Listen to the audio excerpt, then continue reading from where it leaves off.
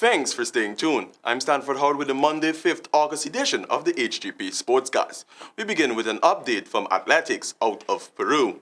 Guyana's participation continues at the ongoing Pan American Games, but remain on the hunt for a medal. Despite injuries to Winston George and Leslyn Beard, the athletic contingent is hopeful of doing the locals proud. Jaden Samuels has the details. The hunt for Guyana's first medal at the Pan American Games this year continues. The cream of Guyana's athletes take to the track on Tuesday as they seek to end Guyana's representation this year on a high, despite the team already being shaken up by two injuries in Winston George and Leslyn Beard. Coach Julian Edmonds is confident of the team doing well. Always a pleasure coming to Peru. Well, basically, it's unfortunate that, Winston George and Leslyn Beard, they got injured. But the people that we've got here, with the exception of Jenny, they've all qualified for the World Championship coming. So these athletes, they're on top of their game. Aliyah Abrams, Vanessa Thompson, and Emmanuel Archibald. Emmanuel, as a matter of fact, he's ranked, I think, 12th coming into this competition. Competing in the long jumps, Emmanuel Archibald, ranked at 12, is oozing confidence and hopes to trouble the records set as he eyes the Olympics. I would love to break the national record and even make a better and qualify for Olympics. The qualifying for Olympics is 8:22. Jumping over 8:22 will be my goal from now and going forward. Meantime, also expressing confidence in the local track stars was Alien Pompey, the team's assistant coach. 4 athletes that are coming, 2 are missing because of injury. I think Aliyah Abrams has a very good chance of making the finals, and once she's in the finals, anything can happen. She's been having a phenomenal year. She's just outside of the national record in the 400. Vanessa, who's been battling injuries quite early in the season, she's starting to show form. So if she continues in that direction, we can see good things from her. And then we have Janae McCammon in the hurdle. Jaden Samuels, Hgp Sport. In football, East Wrongville girls and Cummins Lodge Secondary boys crowned kings and queens of the Exxon Mobiles on the 14th football tournament. Hear more in this report. With just a little over 8 weeks of competition in both the boys and girls division, they are now both new champions. The final match of the season belongs to the East Wrongville and New Campbellville Secondary School girls. It was a hard-fought battle between the two schools, with both sides showing their will to register their first goal. But the top-notch defense stance of both sides would not let the other in, which resulted in the first half ending in a stalemate. The gridlock continued on late into the second half until the 41st minute, when Emmanuel Maxwell did a disservice to her side with an own goal to hand East Wrongville the victory, 1-0. Here is the captain of East Wrongville, Tamara Mendonza, speaking to reporters after the win. Very hard. First of all, I would like to say thank you for my coach, because he spent a lot of time helping us to take balls and take and pass, because as first when we started, we couldn't even kick a ball, and we just want to say thank you for him. And we just want to say that it was a very challenging game, and we came out at the top. That is very good.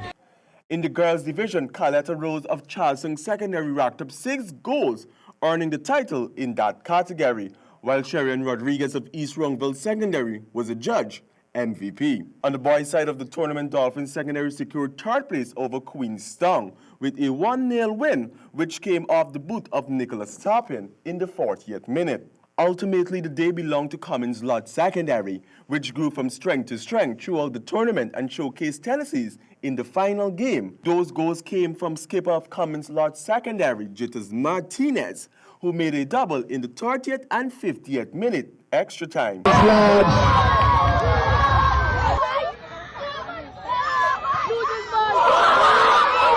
And for Carmel's secondary, Ian Daniels, who also netted a double in the 43rd and 58th minute, also in overtime, to send the game into the penalty box, in which Cummins Lodge got the better of Carmel goalkeeper to take the championship with a 5-4 off penalty kick. Speaking to reporters was skipper of Cummins Lodge, Titus Martinez.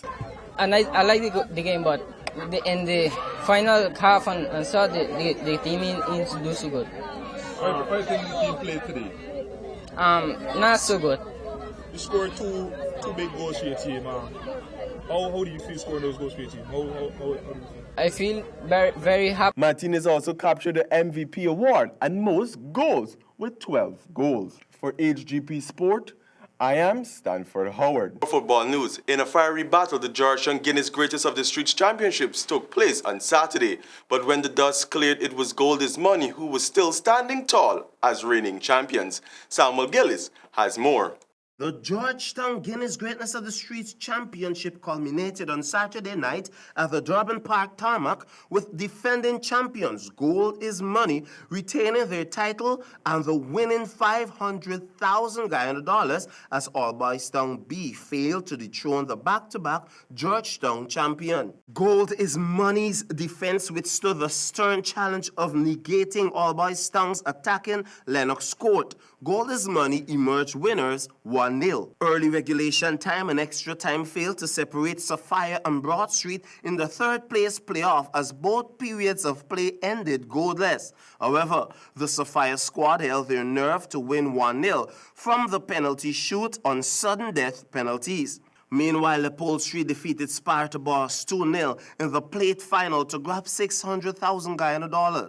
Leopold Street beat Tiger Bay 5-0, while Sparta required extra time to get past back circle with a 2-1 victory. With their win, Gold is Money pocketed $500,000 Guyana along with a trophy, while All Boys Town B settled for $300,000 and a trophy.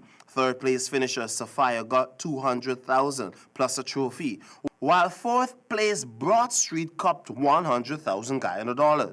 All 6 teams have also earned their spot in the National Championship, which is slated for August the 9th and 10th at the Durban Park tarmac. For HGP Sport, I am Samuel Gillis. Switching gears to cycling, Akim Wilkinson is the winner of the 15th edition of the Rickson Sari Cycling Road Race held on the west side on Sunday. Local cyclists enhanced preparation as the Junior Caribbean Cycling Championship draws closer. Jaden Samuels has the details. With the decent weather on offer, Wilkinson paced the 45-mile distance well, which started at Schoonard, proceeded to Parika before circling back to the starting point. The race started with Curtis Day, Warren McKay, and Paul Denoberga, all opening a huge gap, but a patient Wilkinson worked his way back to the top with the pack before unleashing the goods from the reserve tank, much to the excitement of the few but vocal onlookers. After taking the turn at the Vredenhoop Junction, Wilkinson upped the speed, going all out for the last 100 meters, finishing ahead of the pack in a time of 1 hour, 37 minutes, 55.82 seconds. Curtis Day was second to cross the finish line, while President of the Guyana Cycling Federation, Horace Burrows, settled for third. Local cyclists are pushing in the final sessions as the Junior Caribbean Cycling Championships, to be held in Guyana this weekend, draws closer.